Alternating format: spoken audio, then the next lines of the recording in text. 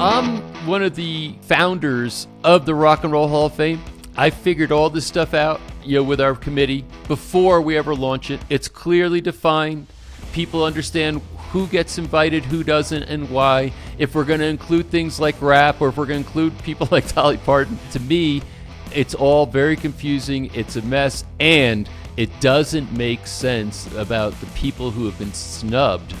I'm sure that the Rock and Roll Hall of Fame wants to include all the young people who for the past, 20 or 30 years now, have grown up with rap songs. Is it that we're just boomers and we can't see that rap is one of the more recent developments of rock?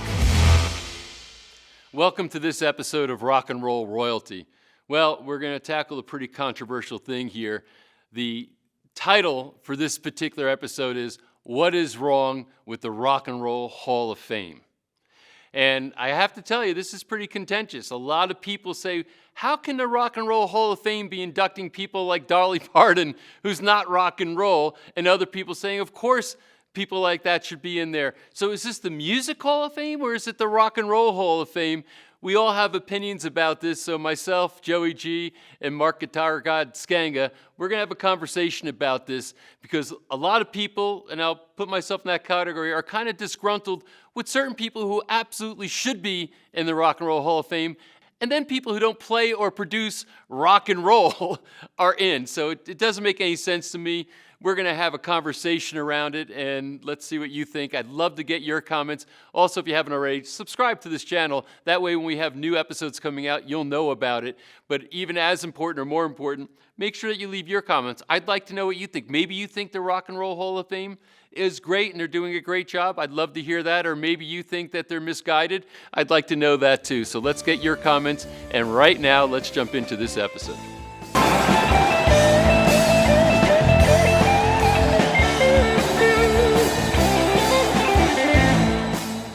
Well, welcome to this episode of Rock and Roll Royalty.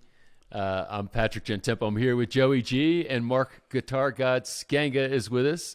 We're going to have a conversation that we have offline. I said, we should have this conversation, which was really a part of the genesis of actually doing this project, because we were talking about the Rock and Roll Hall of Fame and the challenges and the problems that we're having with it. So the title of this episode is What's Wrong with the Rock and Roll Hall of Fame?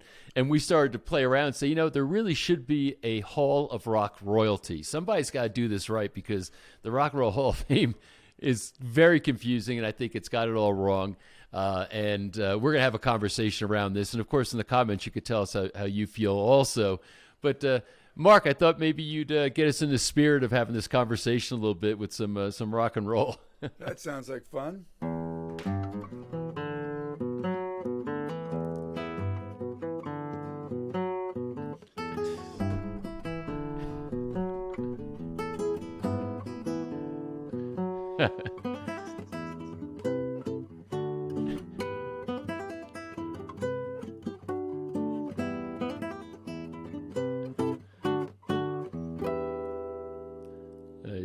Nice.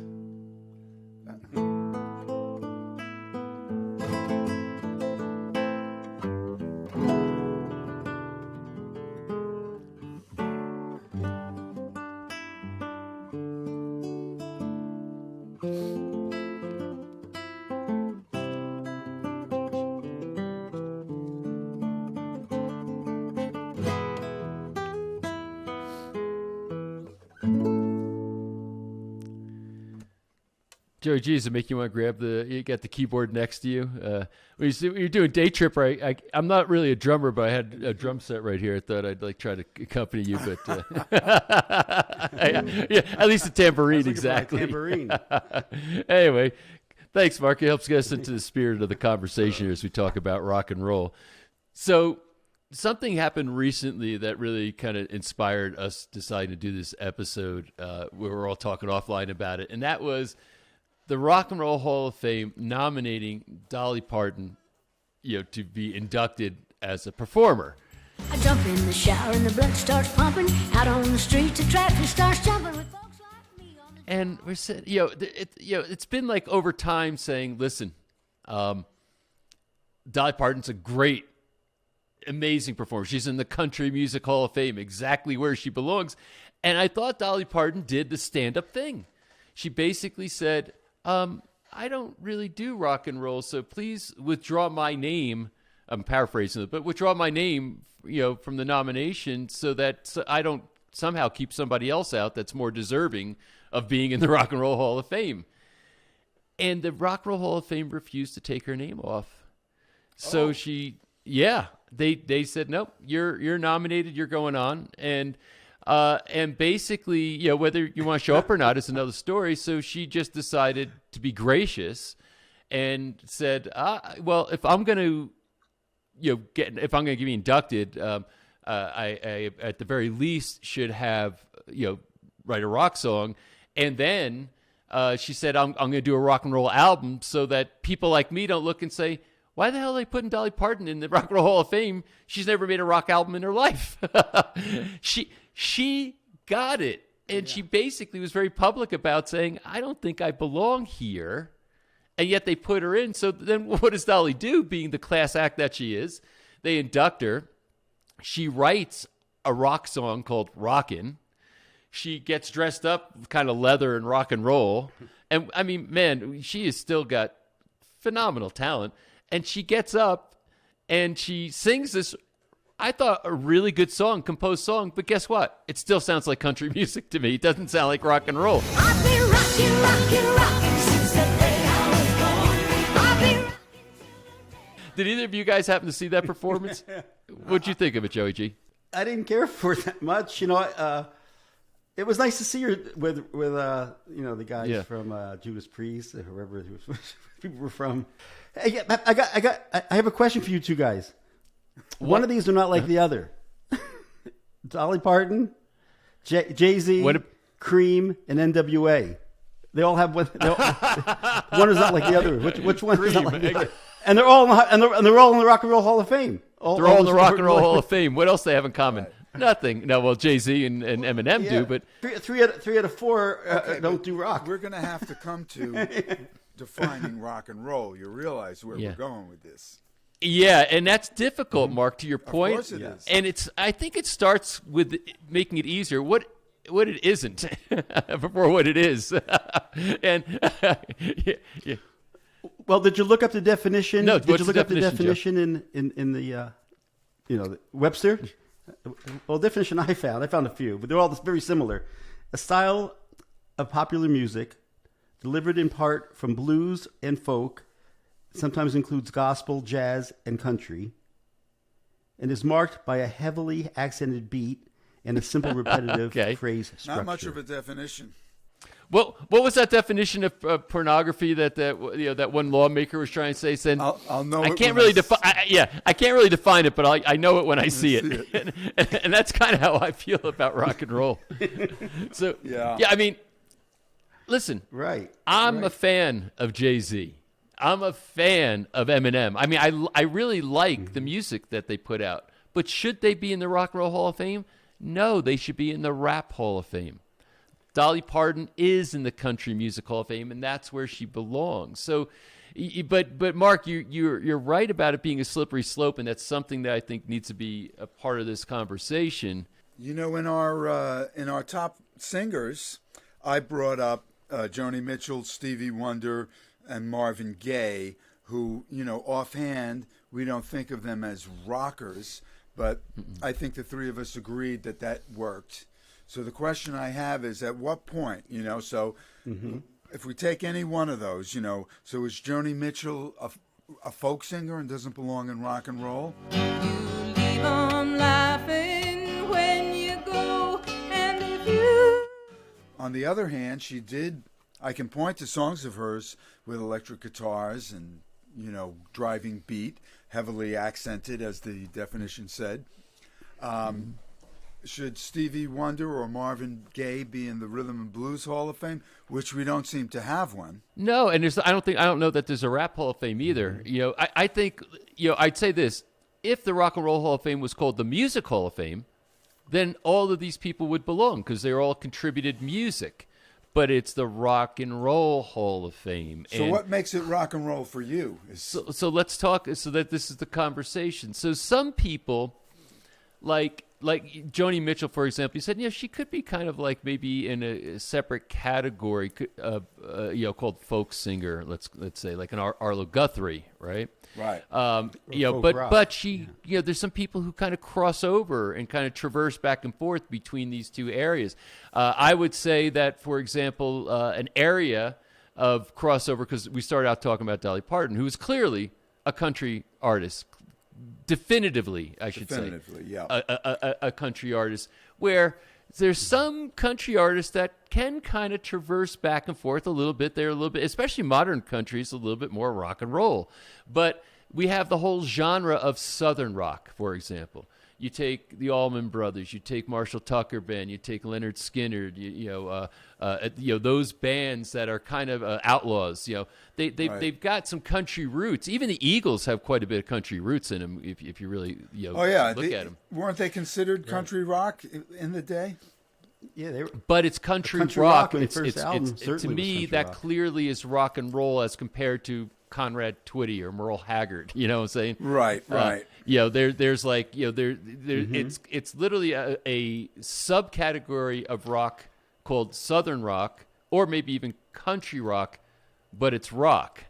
And if you take Dylan, especially his early career, folk singer, but a rock folk singer. I call Joni Mitchell. See, I would disagree with you about that. I think early Dylan was squarely folk singer, and then there's a division point where he starts to do his recordings with the band, and there's a famous concert where he's at the Newport Folk Festival, and he brings the band out, and he has an electric guitar, and he gets booed. He's changed from what he was. He's not the same as what he was at first. You don't even recognize him. No. Right, I remember Now, that. this is, a springboard to much greater success for him. Although there's an alleged story that Pete Seeger had an axe and was threatening to hit the electrical line. I don't think that's right. Sounds like an old wives' tale. But there's a division there. And after that happened, they started to talk about folk rock. Right. Which is where I think Joni Mitchell fits, and where I think early Crosby, Stills, and Nash fit. That was folk rock. It was essentially the Byrds, right? Poco, And the maybe. Byrds, certainly. There were essentially bands that were rock bands, but based on acoustic guitar. Yeah, and so and this is, I think, the important thing is to define rock and roll. Now, we can have multiple definitions of where the boundary lines are drawn for rock and roll, what's in it, what's out of it. Metal is a whole other genre, right? And, But we consider that rock and roll, don't we? Yeah, we do. I do, at least. Yeah, I consider do rock too. and roll. Yeah. And then there's death metal, but I still say that falls. That's a derivative of rock and roll. There's no two ways about it in my mind. And I could see where the lines can get somewhat blurred, but to me, and sometimes rappers have collabed with rock and roll people to do something that's kind of like a little bit maybe in rock and roll. But when you're inducting somebody, to me, I would say, what is their, like, if they have one song that they happen to be a somewhat rock song, but everything else, the whole body of their work is in, a different genre of music, they don't belong in the Rock and Roll Hall of Fame. Okay. And I think, I think rap, for me, and this isn't criticism, like I said, I listen to, I've got kids, so I've grown to listen to a lot of rap, and I enjoy, I think Eminem is the greatest rapper of all time. I have these debates with my kids, but then I look at Jay-Z, I look at Tupac, I look at Biggie, I look at Drake. I'm a big fan of Drake's. So I look at that and I say, geez, I like this music, I listen to it, but it's not rock and roll. Okay, not why my not? definition of rock and roll. Give us a definition. I'm going to hold you to the mat on this. Okay, yeah, because it's a departure. I don't believe it finds its roots anywhere in rock and roll. I believe that it is a style of music that is just a complete departure from what rock and roll is, as I know it and as I've lived it and as I understand it. It's just completely it's just a completely different style of music. For example, you can go back and look at old blues, and you say, hey, blues, rock and roll is steeped in a lot of the blues, the style of music, the progression of blues music and how blues is presented by any number of blues artists. Rock and roll's got its roots in that, and I think that's a category, of rock and roll, kind of that blues area.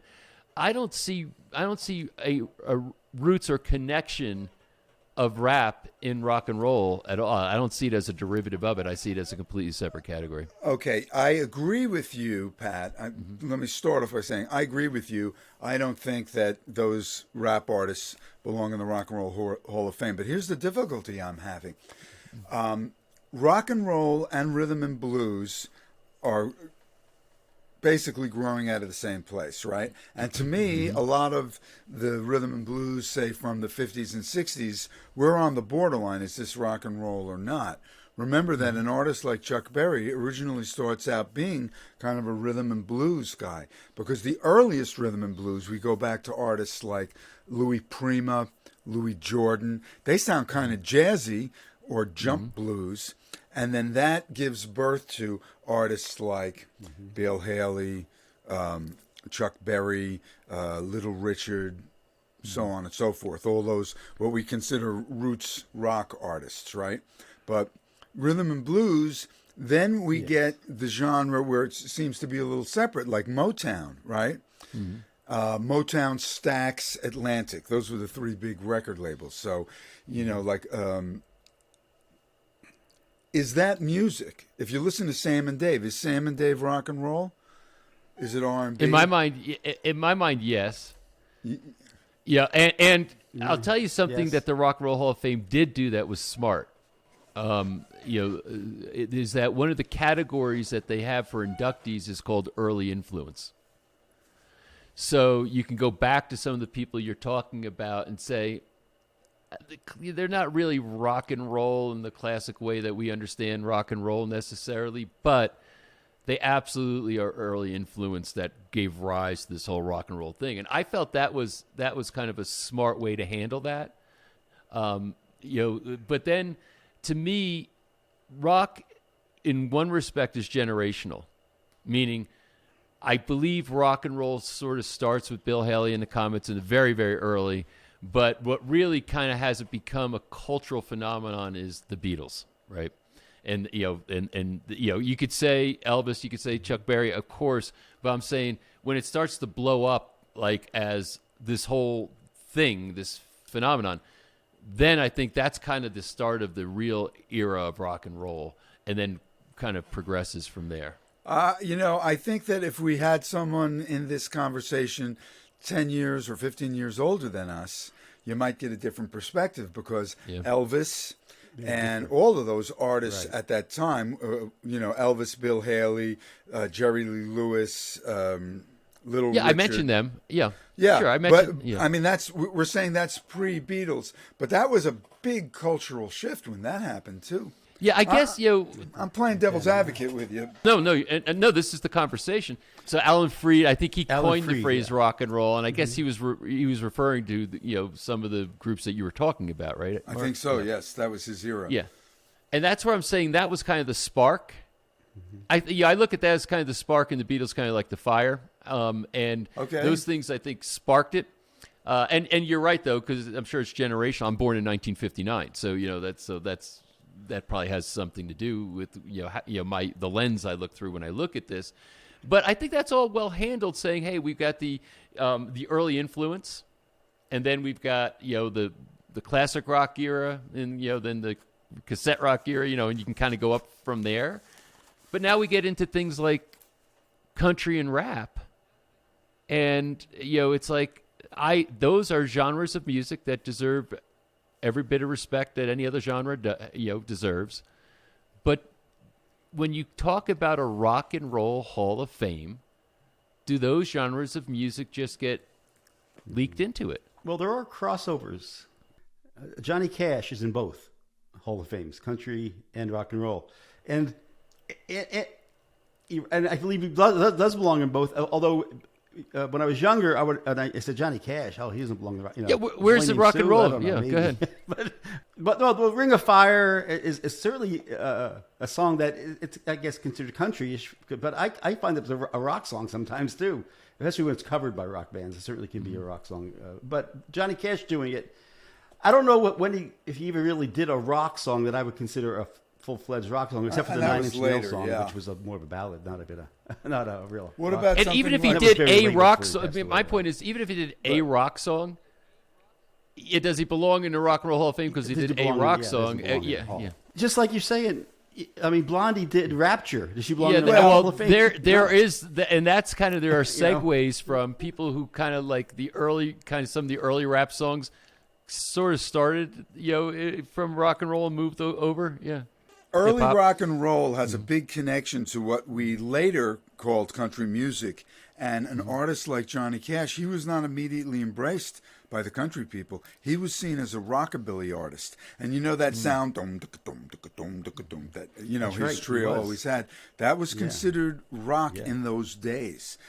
Bear that in mind. And even Chuck Berry You're was right. seen as a Southern artist.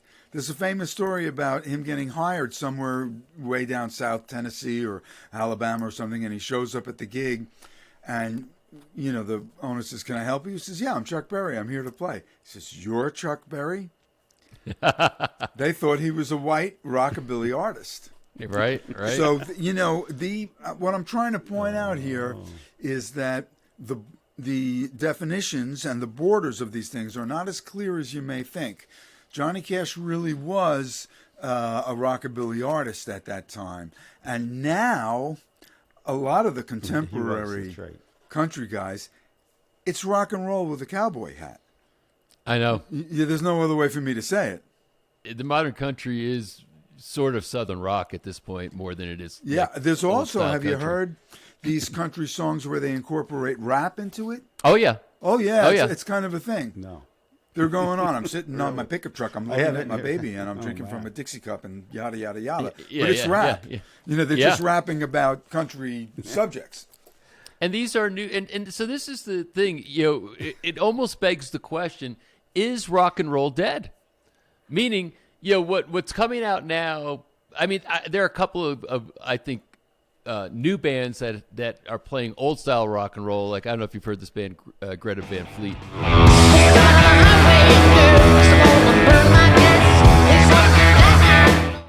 But they are Led Zeppelin reincarnated. They're really a classic rock band of they're like 20 years old or 21 years old, and you got to hear the singer who is just ungodly talented. His brother, the guitarist, the rest of the band, they're all he plays. In the beginning, their identity was so wrapped up in Led Zeppelin, quite obviously, all the licks, all the vocal things, and so on. But nonetheless, there are some new bands that come out that are playing just straightforward old style rock and roll like we grew up with. But I guess in a sense, to your point, suddenly now you got country bands that have screaming distorted rock and roll guitar, and you got and they're rapping in the middle of their songs. Kid Rock even, I guess, raps too, in some of his songs, and so it's like, oh God, how do you define this anymore? And that's what art is, right? It's Right. You're blending things together. So the question is, in rock and roll, and in a rock and roll, when we're talking about a rock and roll Hall of Fame, do you draw a line and say, you know what, we're going to talk about it from 1955 to 2020, and that's the era that we're taking the music and we're looking at. I'm not saying that's a good idea, or is rock and roll alive? It's not dead, and there's going to be new rock bands that come out. Now, their criteria in Rock and Roll Hall of Fame is that you're not considered for induction until 25 years after your first song or first album comes out. So they want to know that you've been out for a while, et cetera. And when you look at the classes of the Rock and Roll Hall of Fame, you could see a lot of them are getting nominated just because their first album happened to be 25 years before that. So there's a waiting time for something to say, did you stand the test of time, which is a little bit interesting. But let's talk about their categories just for a second. And incidentally, the problem with the Rock and Roll Hall of Fame, one of many problems I have with it, and you'll see because who's not inducted drives me nuts. There's absolute unbelievable rock and roll. No debate that they're rock and roll. People that did not, and we'll talk about them, that did not get in. They're not in. They're not inducted. And then I'm looking at other people who are inducted. I'm like, this is maddening. It's insulting, to these great artists that should be there. So, but putting that aside for a moment, they keep changing. So their brand. I'm a brand guy. I wrote a book on it. Your stand is your brand. How to create values and brand and so on. It's a part of what is in my expertise. And they don't have clear values. Their brand is very, very messy. It's all over the place. They're redefining and reshuffling all the time. They've had categories that they started with back in '86, and they undo the categories, and they sometimes don't even mention it. So they just change the website, and suddenly it's a new category, and they fold these other people in. So it's a mess in that respect. And I usually don't like being critical. It's not my style. I'm an optimist. I'm a positive person, etc. But for whatever reason, and I know I'm not the only one, but for whatever reason, when I see injustice, when I see somebody like Peter Frampton, who's not in the Rock and Roll Hall of Fame, but Jay-Z is, I'm like, are you kidding me? I mean, if we're going to talk about rock and roll here and really talk about, the spirit of rock and roll, et cetera. And like I said, I own Jay-Z's music. I like Jay-Z, but I don't see him as a rock and roller, and especially don't see him in front of somebody like Peter Frampton. And we'll give many examples of this. And Peter's probably not. Peter Frampton's probably not the most extreme example. There are others, but here's their current 4 categories. And I want to give some credit to the Future of Rock Legends. It's a website because they really did a lot of work dissecting this stuff out and organizing it, and because you can't figure it out. You go to Rock and Roll Hall of Fame website, and it's like a flea market. I can't figure anything out going onto that website. But the Future of Rock did a good job, so I kind of went there to do a lot of my research for this. So here are the 4 categories, and so they basically they changed and came to these 4 categories, or reorganized in 2018. And here's what they are: performers, right? So performers are exactly that: either the solo acts or the bands that that are on the list that are performers. The Ahmet Ertegun Award. So what is the Ahmet Ertegun Award? That is, I'll read what they say they award that for. Incidentally, Ahmet Ertegun was a co-founder of the Rock and Roll Hall of Fame, and he died in 2006. So this is a non-performer award, was renamed to his honor. In previous years, there were 2 separate awards, one for lifetime achievement and one for non-performers. So basically, people who had influence in rock and roll that weren't performers, that's the category for them. And does that include the songwriters, or are songwriters in a different category? No, I think that includes songwriters. So songwriters, producers, maybe. yeah, those types of people. So they had an influence, but they weren't they weren't performers, right? So they get there. If he screwed enough artists, I guess he gets into the Hall of Fame. Oh boy. Yeah. Actually, it was just the opposite. Yeah. They said he didn't. This so is that's the most honest lawyer in rock and roll. that's not saying much. They've got another award that they call the Early Influence Award I mentioned earlier. Here's how they describe the early influence. It was originally called the Forefathers and Early Influences. I think just shortened it to the Early Influence Award. It was sometimes shortened to just Forefathers. Include Ma Rainey in that category. Since the category has been called Early Influence, but it is still used sporadically. While the name of Early Influence category eventually settled down, the definition slowly became more flexible. On rockhall.com, the category is still defined as honoring the artists that predate the birth of rock and roll, but have had a profound impact on the music's evolution and its iconic artists. So you could take it from there, but I think that's... Do they name a date? Do they actually give us a date for the start of rock and roll? Yeah, so to your point about date, they say this, Mark. They say the only prescriptive criteria is that artists should predate rock and roll, generally considered to have begun in the early 1960s. That hasn't stopped the Hall of Fame from inducting artists such as Wanda Jackson, Sister Rosetta Tharpe, and Freddie King, all of whom were first nominated in the performer category before being inducted as early influences. And again, this is where some of the things get kind of confusing. Yeah, I would start off by saying that rock and roll begins in the 50s, maybe more like the mid-50s than the early 60s. And I could point to the artists. I'd We've say so, already too. mentioned them, Chuck Absolutely. Berry and Elvis and Bill Haley. And Jerry Lee Lewis. yep. I guess the point is this. There's certainly a meaningful conversation to have around where to draw these lines, where to narrow these definitions, where the boundaries get placed. But in order to have an effective Hall of Fame that has the trust of all of us, raving fans for rock and roll, you got to have some consistency and some definition around it so we could say, oh, okay, I get it. That makes sense. This doesn't make sense. But nothing is really that well explained. It's kind of left, and that's what I'm saying. The brand doesn't, it doesn't have a brand. It's very wishy-washy, and it feels like a flea market when you enter it. So it's something that I just, is a problem I have where I'd like to see a Hall of Rock royalty, and maybe we'll create that as we go along here.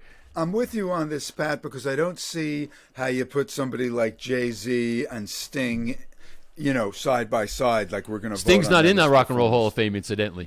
Well, but he should be. No, he should be. Yeah. Yeah, exactly. So, Yeah. but what I'm still having trouble with, and I guess this is the trouble with their entire concept here, is we haven't exactly defined what rock and roll is.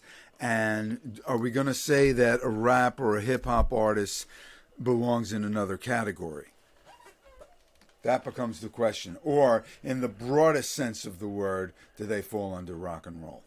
So I'd say, to answer your question, let's make the definition my own. If you put me in charge, rap is not in the Rock and Roll Hall of Fame. I believe there should be a rap Hall of Fame. I believe the culture, the genre, the very structure and definitions of that music, it's art, and it deserves to be have a Hall of Fame of its own. But I believe when you're trying to incorporate too many disparate genres of music under an umbrella of rock and roll, you've now got a definition of nothing. And maybe there's such a thing as a music Hall of Fame that could happen and say, hey, we're all inclusive of every type of music that ever exists. It's like, I guess an analogy I give is, Hall of Fame. there could be a sports Hall of Fame, right? And the sports Hall of Fame could include basketball players and football players and soccer players and baseball players, right? But if you try to take I'll try to use people that everybody might know. If you try to take Tom Brady and decide he's such a standout star, why don't we put him in the Baseball Hall of Fame?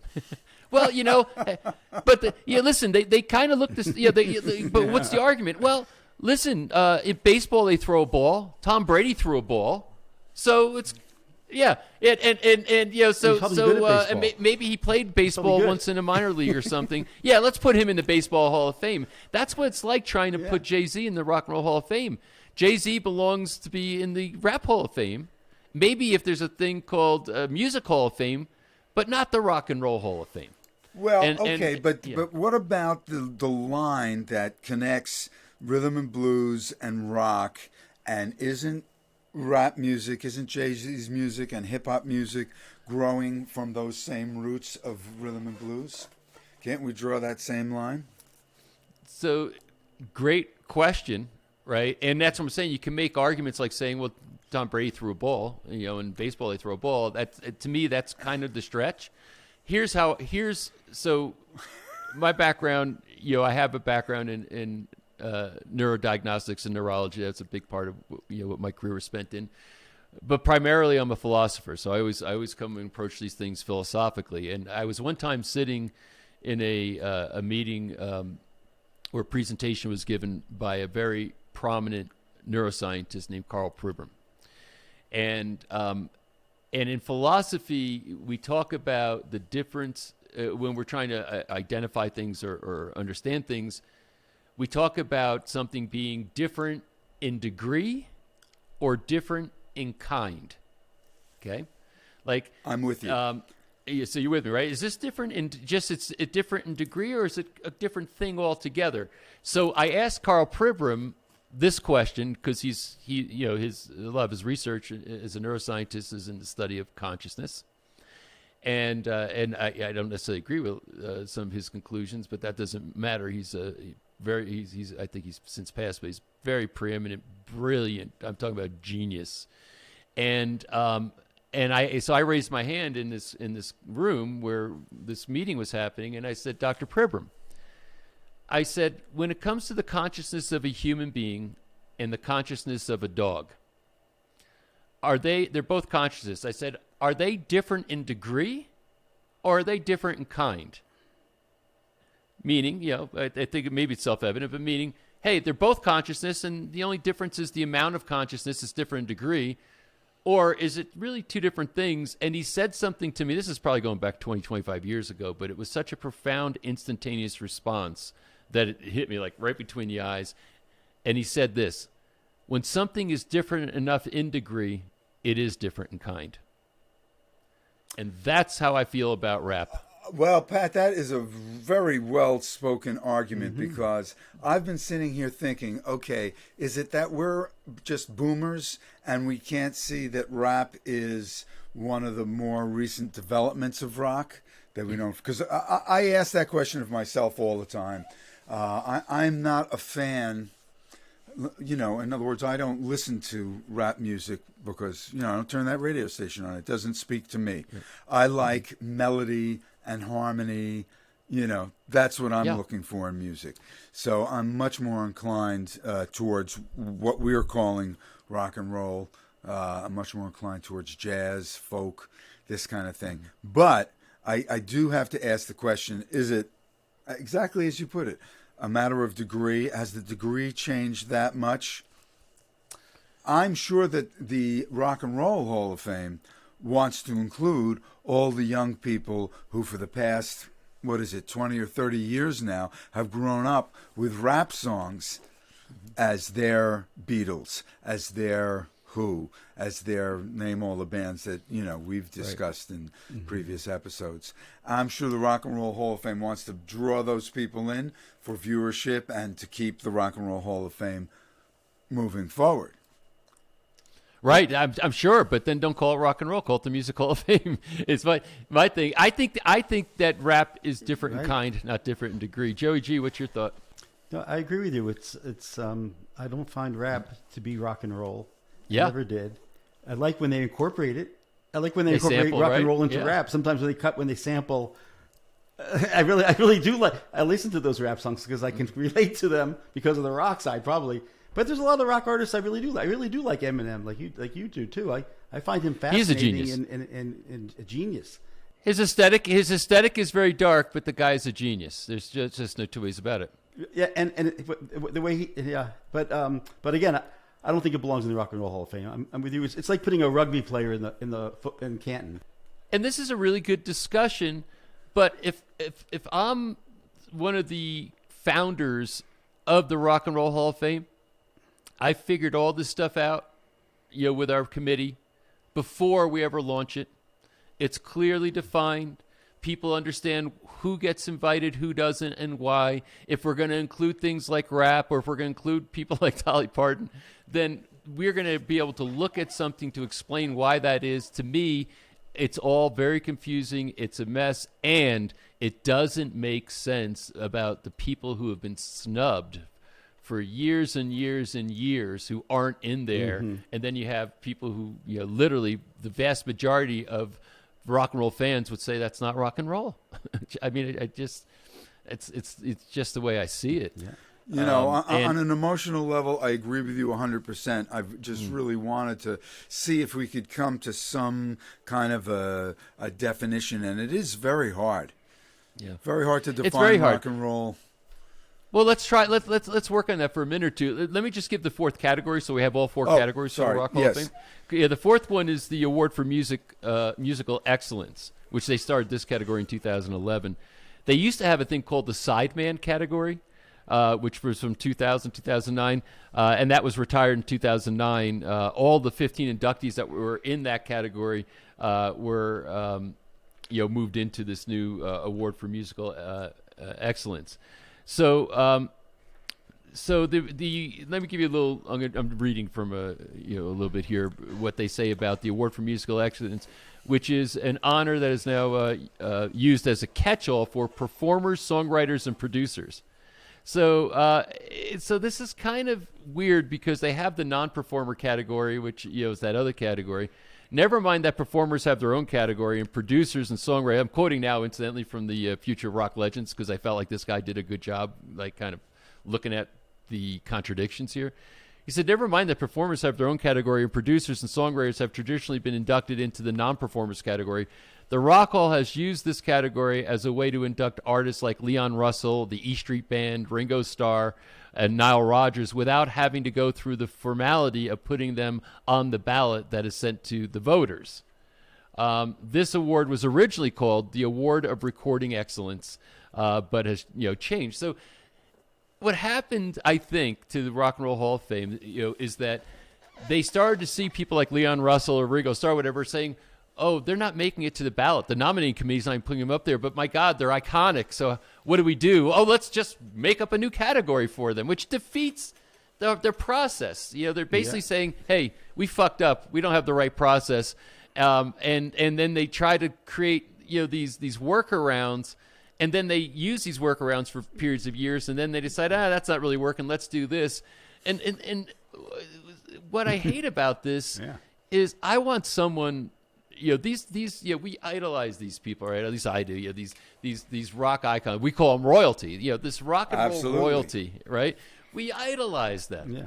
So we want them to feel special and to be put into a Hall of Fame is to kind of like feel like, wow, I'm being acknowledged in some way that is meaningful to me. I'm getting my Academy Award or whatever the analog might be. It's another cesspool. But anyway, but the bottom line is now when you look at these challenges, to me, it is cheapening the experience for the people who are inducted.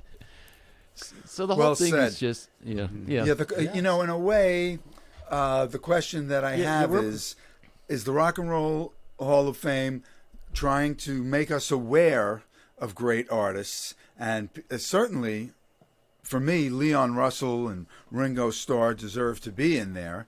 And if they weren't being nominated, I'm glad that they were, because people should know about those artists. So is their mission to educate us and teach us about great things, or are they a popularity contest? Because I don't think we need a popularity contest, do we? I think to answer your question, Mark, and people might debate this. I think number one, I don't think they know what their mission is. It's their mission kind of is like something about rock and roll living forever or something. That it's like really ill defined. Number two, it's a matter of having some type of criteria that makes sense in the form of a process. How do people get nominated? How do they get inducted? Are there restrictions, limitations on how many people in a year? And I think they did do that for a while. Then I think they opened it up to more because there weren't enough slots every year. So all I'll say is the idea of it is brilliant and beautiful to be able to say, hey, there's some Hall of Fame. Fans can go and visit and see memorabilia and all the kind of stuff that they do there. But I feel like they're just inept in how they're doing it, and I'm sorry, this is going to piss a lot of people off. And of course, Jan Wenner, the guy who created Rolling Stone magazine. I mean, there's some legendary people who are involved in this, but you got to take a step back and say, here's my vote. This isn't working. they keep trying to fix it, but it's kind of like they're making it worse. And there needs to be a new entity that rises up that does this right. And, maybe one day it's exactly what we might do. And, I think I have the resources and contacts to probably pull this thing off. But in the meantime, I'll just complain.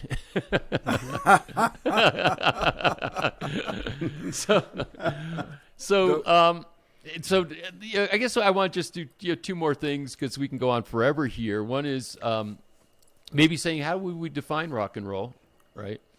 What kind of criteria? And we'll spend a couple of minutes on that, and then let's also just talk about, because I want to give some acknowledgement here to some of the people, some of the bands that should be in that Rock and Roll Hall of Fame who aren't. So at least we can shout them out if they're not going to. Sure. So, Joey, do you have a definition of your own as far as saying what would you include in Rock and Roll Hall of Fame? Well, I would start with anything from the mid '50s on.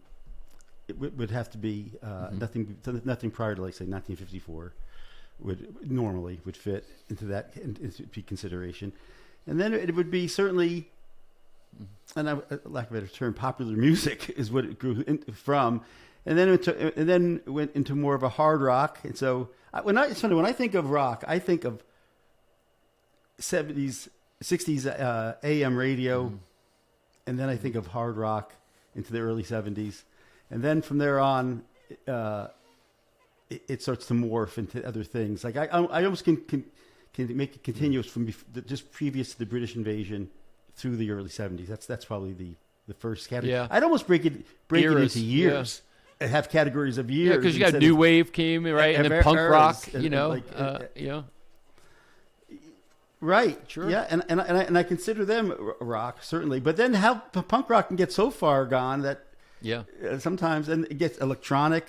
You get into electronic music, and which I consider like a craft work. I guess isn't really electronic necessarily, but more music. But they're certainly rock in my mind. But then it keeps going, and then it starts to morph into where they start doing hybrid rock. I call it, bringing more and more like you said, Keith Urban. Yep.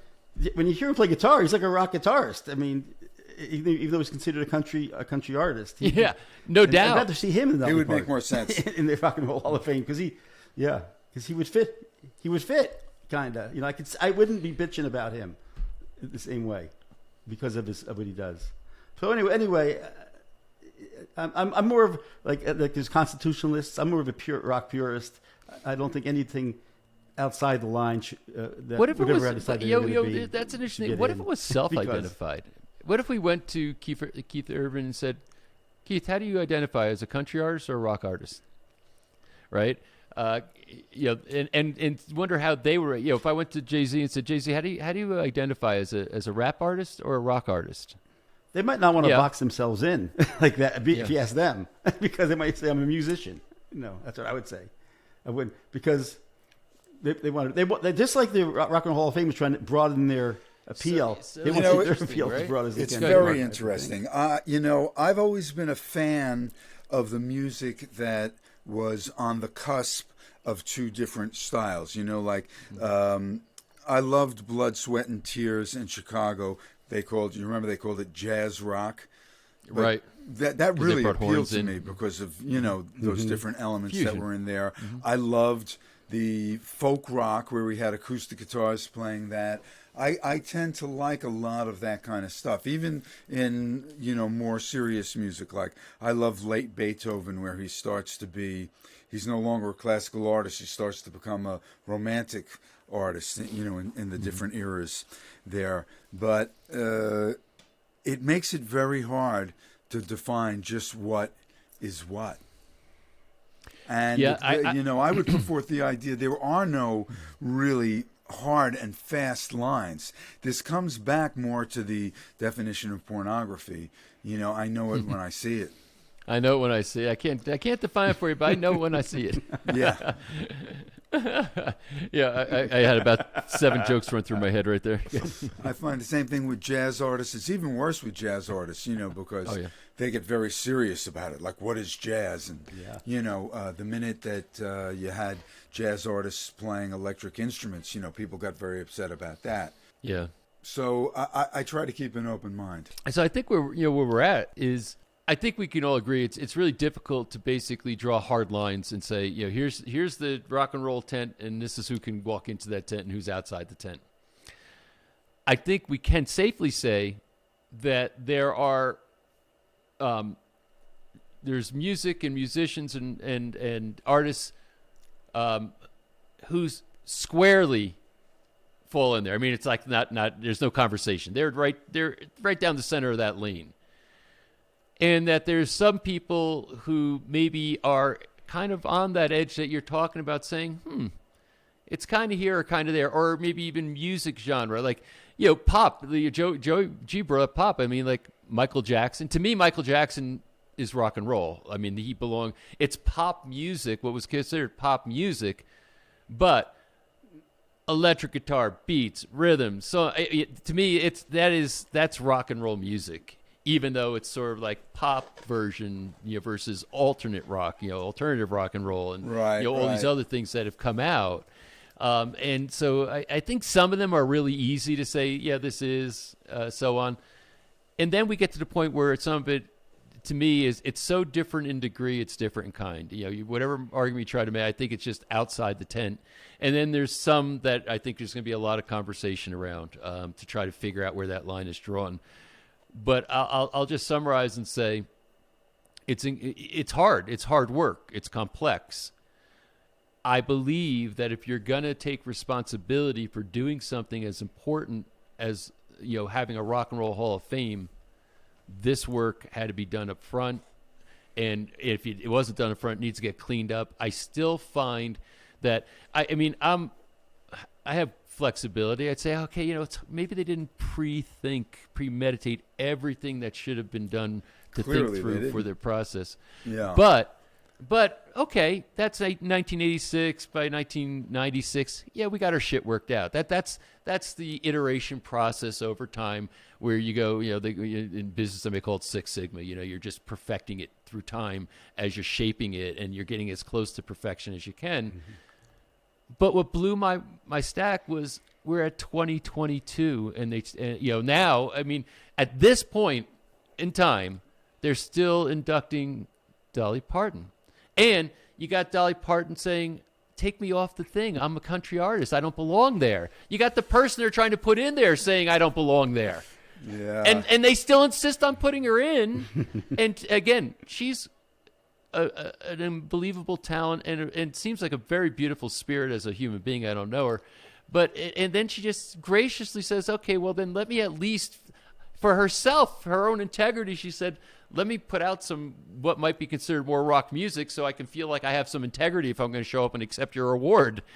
So to me, it's like, okay, guys, you've blown it at this point. So. So can we do just a quick rundown on some people that we believe should be in the Rock and Roll Hall of Fame that aren't? Go ahead, Joe. Well, you can name them, and we'll vote yes or no. All right, we're gonna do a quick run here. All right, here we go. Okay. Badfinger. Sure. I think so.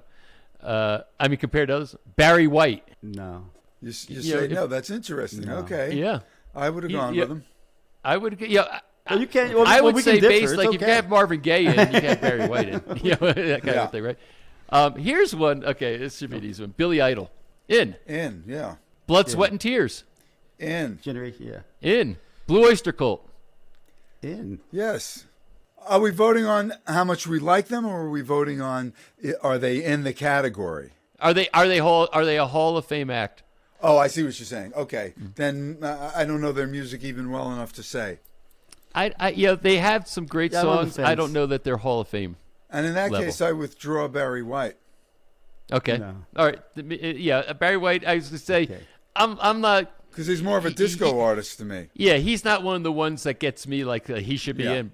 Billy Idol, yes. Yeah. Blood, Sweat, and Tears is a yes for me. Yes. All right. Here's one that is a burr under my saddle. Boston. And yeah. I'm like, In. are you fucking kidding me? Yeah, in. Maybe the greatest debut album of all time. Yeah, 70s band. Mid-70s band. Tom Yeah. Scholz innovated a whole new sound for guitar. I mean, They- come on.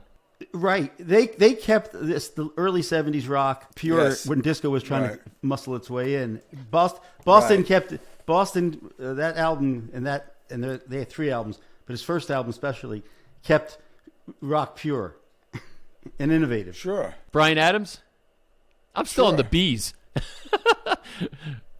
Yeah, I think Bryan Adams for sure. 80s rock I'd and say roll. yes. I mean, yeah, that Yeah. guy was great. Yeah. He was strong. Yeah, these are in alphabetical order. It's Bachman Turner Overdrive.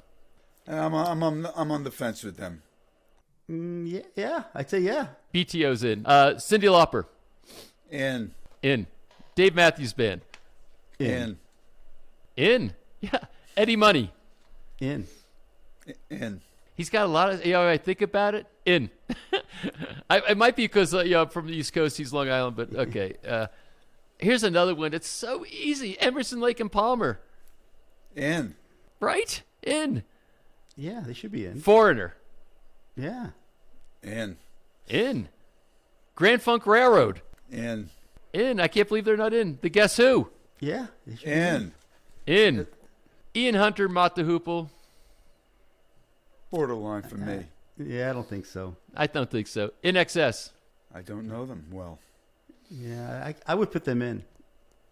Yeah, they're close. He They're died close. young. They're very close. I know The Michael. singer, died young. but Hutchins, they're- Michael they're- Hutchins, Yeah, Michael yeah. Hutchins. They're close. They're so good though. They'd have to go on a second or third vote. They might not get in. Yeah, the first they might time. not get on the first try. Yeah, They get- yeah. This one is so automatic. Jethro Tull. in. Yeah. In? Are you kidding me? Jethro Tull's not in the Rock and Roll Hall of Fame. Are you kidding? Is that Joe right? Yeah. If my list is, and incidentally, you who are viewing right now, if I'm wrong on any of these, I tried to vet them at least to 2 sources, but it's there's I could be wrong on some of them. If I am wrong, I apologize to the Rock and Roll Hall of Fame. If they are in, and I'm saying they're not, I apologize. But I vetted the list at least in 2 sources, finding this list, because it's hard to say who's not there, so I'm having to find these lists. But anyway, from what I can tell, then I went and looked at the inductees and I didn't see it. So yeah, I think that's right. Joe. So Jethro Tull, Jimmy Buffett. Tough See, that's Yeah. interesting. I wouldn't consider Jimmy Buffett really a rock and roll artist. one. He is though. I Yeah, think he is. Yeah. Yeah, Parrot Heads would disagree. Yeah. Yeah. Yeah. I'd have to put him in. He invented an entire genre of rock and roll in my mind. yeah. It's like that beat. It's like island rock and roll, I guess I'd call it. So I'd put him in. Joe Cocker. Come on. Definitely in. Joe Walsh as a solo artist. I think he's in it with the James Gang. That's weird because his solo stuff is much more far-reaching than the James Gang, isn't it? I'd say so too. Yeah. Yeah, I love so. the James Gang. Don't get me the wrong way, but Yeah. why would I don't know, like Funk. I know Funk 49 and Rocky Mountain Way. I think that's all James Gang, or is that No, solo? I Funk don't know 49 much. is James Gang. Rocky Mountain Way is solo Walsh. Okay. Yeah, Okay. solo. Anyway, I'm putting him in. Yeah, Me yeah, too. he should be in. John Mayall. John Mayall, yes, certainly as an early influencer, if nothing Yeah. else. He's going in the early influencer category minimally for me. If we have that category, he's in. With Blues Breakers, right? I mean, he had Yeah. Clapton, he had John McVie in that band. Mick Fleetwood, I think, was even in for a while. Very important band. Here's another one that just boggles my mind: Kansas. Oh, Kansas should be in. Yeah, Joe, Yeah, I'll put. Yeah, in. Okay, Little Feat. Little Feat, definitely. I'd say yes. Yeah. I'm marginal on Little Feat, but really? I just I get it. I don't know that their influence was that big, but they're a quirky, kind of cool band, I guess. I don't know. Meatloaf. That's a no for me. Yeah, I don't know. If I put him. I in. love Meatloaf, but it's close. He Yeah. had one great album, Bat Out of Hell. He lived off that album. Here's going to be an interesting one. The Monkees. I can't put him in. I can't put him in either. To me, Monkees are an easy in for me. Oh, On the history of rock and roll, I mean, looking at a Hall of Fame, they seem like a Hall of Fame act. to me. they are famous. Yeah. They're famous, but they were a manufactured act. It was completely artificial. And they didn't write with the exception of a couple of songs that Mike Nesmith wrote, they didn't write any of the tunes. You know what? You might be talking me out of it, Mark, because you're right about all those things. I just said, the Monkees, come on. They're early rock and roll. You know, Well, they were around. They were early popular. rock. Yeah, I got to grant you that. Yeah. And you know, your Daydream Believer and, you know, all those, you know, there's some great songs. All of those songwriters should be in the rock. Yeah, well, these are as performers. This is the performer category. Okay. So as performers, you're a no. Okay. Motley Crue. No. Nah. Well, they're not big to me, but they are very big. So maybe they should be in. I'm not a fan, but I think I'm they not a should be fan in. either, but they probably should be in. I think they should be in. Yeah, but they None of us are fans, I know. they helped shape that whole genre of music. And it is rock It is rock. Ozzy Osbourne? as a solo artist. Yeah. I think Black Sabbath Still, is in. Yeah, I think Well, Black Sabbath if is Black Sabbath is in, then it's borderline, because that's his real important contribution was Black Sabbath. I think Blizzard of Oz was quite an album too. He belongs in. So I think if he's in Black Sabbath, does he need to be in as a solo artist? I'm a maybe on that one. I have to give. Yeah, I'm not. I'm borderline on that. I already shared my my feelings about Peter Frampton and I'm solo with and you. Humble Pie. Totally should be in. Humble Pie Totally, should I be mean- in too. Frampton Comes Alive is one of the top. It's in the top 10 selling albums of all time. Wasn't it This guy filled stadiums all over the world. the biggest selling live album ever? I think it was the biggest selling live album ever. Double album.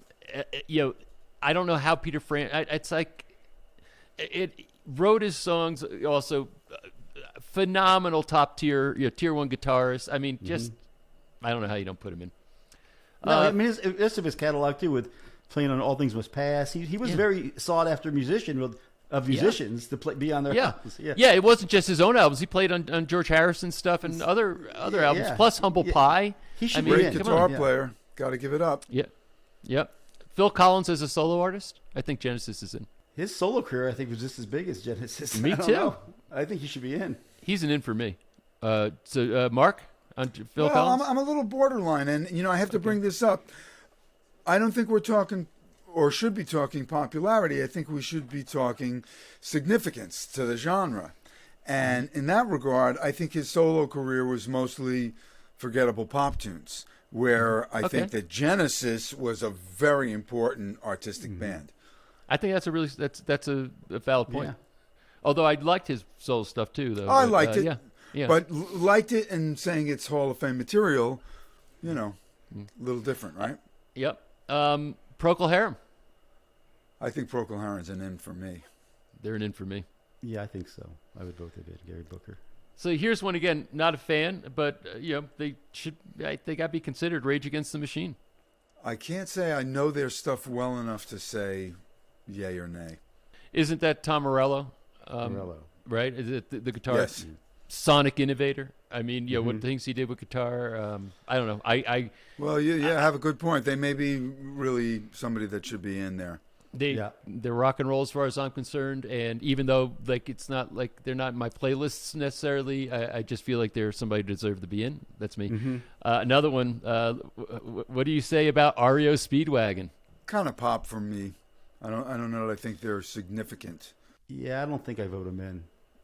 I would if I was on the committee, I'd vote for them in. I'll tell you why, because the later part of their career was more pop. The earlier REO stuff Was hard driving rock and roll. I've seen them live, and twice actually saw them live, and Riding the Storm Out, those kinds of songs. I mean, those were some really good classic rock and roll songs for me. But anyway, that's why we have the conversation. This is a good conversation. Scorpions. I don't think I'm letting him in. Again, I'm not as familiar with this stuff, but that's kind of a vote in and of itself. Not my cup of tea. If you look at, you can't see behind me, but one of my PV twin back there is the Scorpions edition. So it's Is that right? Yeah. Yeah. I mean, all I know is rock me like a hurricane. Yeah, Besides that, I don't much know of that them. they make it. They have such a strong fan base. So they're popular with a certain group of people, and I'm marginal on that. but they're at least in the conversation. Smashing Pumpkins. I think they did some innovative things. I think I would have to vote Billy them in. Corgan. Yeah. Yeah, I'm with you. I think, again, it's kind of not my era, but I think that they deserve to be in. The Smiths. You know, I like the Smiths a lot. I would vote them in, only because I'm from the '80s. I like Morrissey and Johnny Marr. He did a great job. I think they should be in. And again, I'm not the person that's expert in their music enough, but I know enough to know that they had a big influence in their era of music. Right, they were different. Yeah, Yeah, they were different. Sting. Oh, he's in. Definitely in. In. Yeah, easy. Styx. They should be in. No? Really? See, I think they're very, very pop, almost borderline bubblegum to my ears. Nah, I don't think so. No, I think they were corporate. They were considered corporate rock, but I got to tell you, their songs, the compositions, the guitar work, singing. I'm a fan of Styx. I'd say they're easily in. I mean, and again, we have to look at how profound was their impact. You know, and part of that is popularity. I think. Yeah, part of it is saying, did their music trigger excitement in the masses? You know, I think that's a part of it. Well, It's not the only criteria. But that's not the same as influence, right? When I mentioned influence before, like some of those bands like Smashing Pumpkins or The Police, for example, to me, The Police, one of the most influential bands since the Beatles. They changed the way other bands played. I don't think Styx changed anything in that regard. I think they. I don't know that they changed anything, but they came on the scene. They made a lot of music, and it was well received by rock and roll fans worldwide. Yeah. So, but I think that's the argument. But I would put him in. I'd vote him in. Here's an interesting one. Did I say Sound? I didn't do Soundgarden. Soundgarden. Chris Cornell. Yeah. Soundgarden. Wow. But I like that Chris Cornell, but Yeah. Black Hole Sun. They've been criticized as being very much like Pearl Jam. A lot of bands were very much like Pearl Jam. Well, then Yeah. Pearl Jam should be in, and the bands that are like them shouldn't be in. Depends. I don't know. I mean, Pearl Jam is in, as far as I know. But Pearl Jam is in. Yeah. Yeah, if they're just a complete ripoff of the band, but just because a lot of bands can sound be similar in their vibe. I love that Black Hole Sun. I think that's one of the great rock and roll songs of that era. I might not get him in the first round, but I might get him in eventually. Yeah, I'd with you. say again, I'm not deep in their music, but I've heard enough of it to say, and I know a lot of huge Soundgarden fans, and I just feel like they were real artists and a great band, and they had influence in their era, so I would put them in. Mm-hmm. All right, here's the last one, Thin Lizzy. I only know that one song. Boys Are Back in Town. Yeah, which is a great song. They were huge in Europe. I mean, Yeah, they they were were. much, much bigger than here. They were huge in I think they're Irish, right? But I think they're England. Are they Irish or British? I'm not sure, but yeah, I'm they're not sure. Now, who They is were- imitating who? But doesn't Boys Are Back in Town sound amazingly like early Steely Dan? It's even got that guitar Oh, riff. I never would have. Made the connection there? Made the connection till you just made it for me, Mark. Yeah, I mean, real early Steely Dan, like first album type stuff. Are You Reeling in the Years and Boys Are Back in Town. Those are the two songs that, and who I'm curious, be curious to know the years that those came out and if they were influencing one another. Yeah. Anyway, it's interesting. I never saw the similarity between those two songs, but they are there. But anyway, so Thin Lizzy, how do you see it? Are they in or out? Being that that's the only song I know of theirs, they're out for me. So, okay, Joe. I don't know much about them either, although I know that they were huge. So Yeah.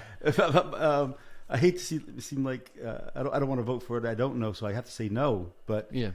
hopefully it overrides me if I'm wrong. No, I don't. It's a matter of really, and this is the interesting thing. What's the criteria for Hall of Fame? Mm-hmm.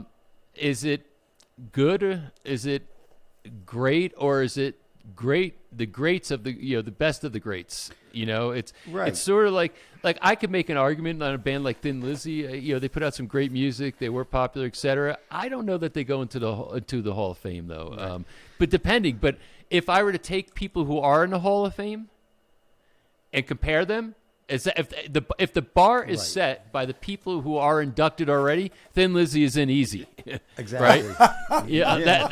That's the whole point. There's not enough. Either they're not doing a good enough job filtering who gets in, but if you're going to set the bar by who's actually already inducted, then Thin Lizzy's an easy yes for me. If I were starting a new Rock and Roll Hall of Fame or a Palace of Rock royalty, as we're contemplating, then I would say that they might not make it in there.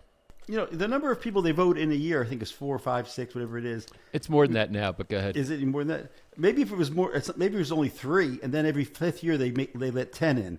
You know what I mean? To catch all the. It might be what you said, Joe. I'm not exactly sure. I just noticed that I think it was the last class or the one before. It was a much bigger class than some of the other ones. And you're right. There was sort of a bottleneck, and I think they were getting a bunch of criticism saying, hey, there's people who go, like a Frampton might go on the ballot, but then they keep getting knocked off because there can only be a certain amount. Right. And then who do you have voting and in what categories? And that's where it's all kind of like, it's not designed well. Do they let us know who the voters are? Do we know that? What I read, Mark, was that they are people who supposedly have they're rock and roll experts. The answer is it's very generic, and no, they don't let you know. At least I couldn't find out who they were. Yeah, I was curious. Well, I think it should be that. very select.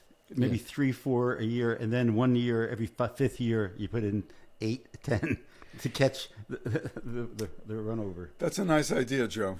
Yeah, my first thought on this is that when you launch the thing, there's an initial class, and that's a big class. Of just basically saying we're gonna take a bunch of the if we're doing this, it's going to be the Beatles, the Stones. There's a big class of the total massive icons, right?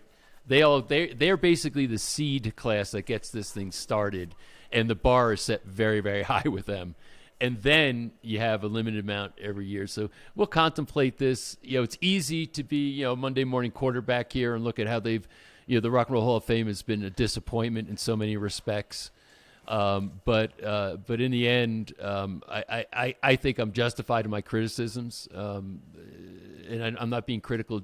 I wish I was here talking about how great the Rock and Roll Hall of Fame is and how it just seems like they've done a phenomenal job, and they've done a phenomenal job in some places, but I think they've completely screwed it up in others, and it's sad for me.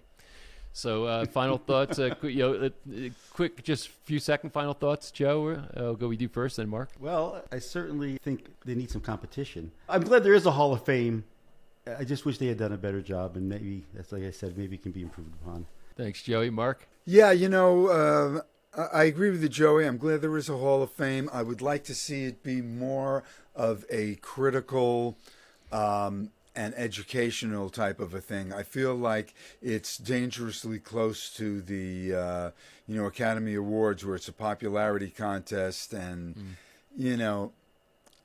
there's so much great music that we could be exposing people to that we're not, and if it's popular, everyone already has heard it, so we don't need to honor those people as much. Yeah. Exactly. Well, great comments, guys. Really glad we had this conversation. I think it's an important conversation. If you're rock and roll fanatics like we are, if rock and roll's your religion like it is for me, then this type of stuff is meaningful when you want to talk about it. So that's going to tie it up here. Joey G, Mark, Guitar God Skanga, thanks for being with me. And for you who are watching right now, thanks for being with us.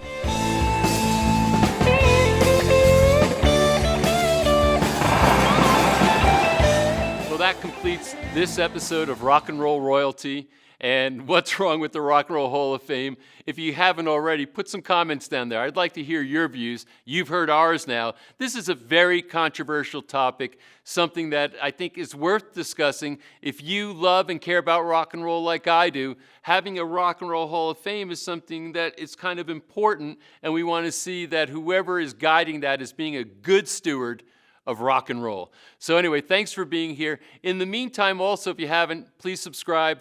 You'll get noticed about when we're releasing new content, etc. And I'd love to hear your comments, on the page below to see what you think about the Rock and Roll Hall of Fame. Anyway, it's been a pleasure to be here with you. I look forward to seeing you in other episodes.